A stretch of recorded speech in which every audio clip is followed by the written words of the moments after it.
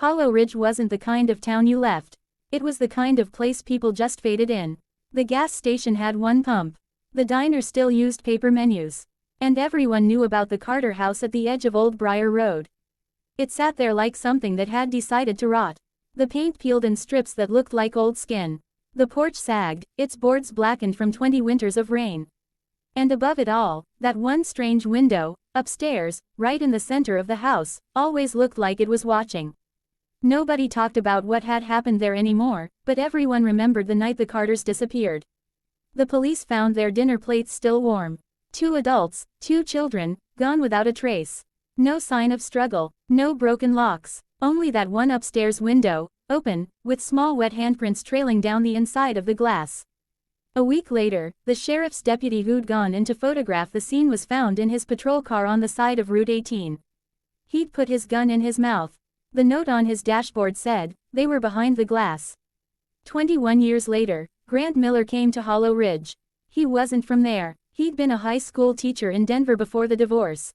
His ex-wife took the house, the car, and their daughter. He just wanted quiet, a place to start over. So when the realtor told him about the Carter property, cheap, remote, needs a little work, he didn't ask why. When he moved in, the house smelled like damp wood and mold. He told himself it was nothing a few open windows couldn't fix. But when he walked upstairs, he noticed something wrong right away.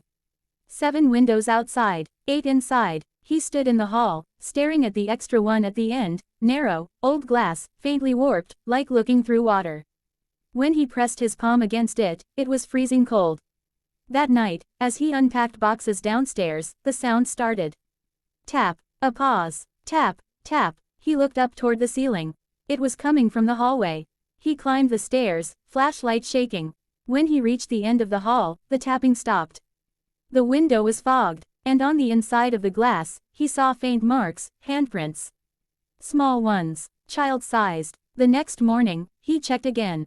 The glass was clear, though faint streaks remained, like dried tears. He wiped it clean, but when his rag touched the pane, he swore he heard something, just beneath the surface.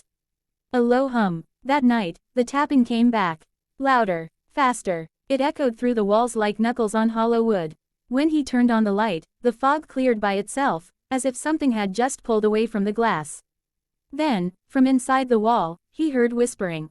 At first it was faint. Then clearer. Cold. "Let us in." He stumbled backward, nearly falling down the stairs. He didn't sleep that night. By the 3rd night, Grant had stopped trying to rationalize it. He sat in the hallway, flashlight aimed at the window, daring whatever it was to show itself. At 3:03 a.m., the glass darkened. Not from the outside light, but from inside. Something on the other side of the window was moving, slow, deliberate. Then a hand pressed against the glass. Pale, small, dripping with something dark. Another hand appeared beside it. Then a face. It was a child's face, gray, hollow-eyed, mouth opening slowly, wider than humanly possible. Behind it, another face. Then another. Then a dozen more. The window was full of them. And all of them were mouthing one word. Cold. Grant screamed and ran. He locked himself in the bedroom, pushed furniture against the door, trembling. But then he realized, there was another window in that room.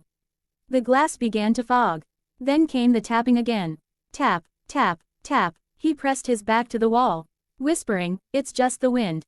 It's just the wind." The tapping stopped. Then, softly, from behind the fog, a small voice said, "No, Grant. It's us." The next morning, Hollow Ridge woke up to silence. The mailman saw the lights still on in the Carter house. When the sheriff broke in later that day, the house was empty again. No sign of Grant Miller. No struggle, just his flashlight on the floor. And now, there were 9 windows in the hallway. Would you like me to make it even longer, where we see what happens after the sheriff investigates and the curse spreads through the town?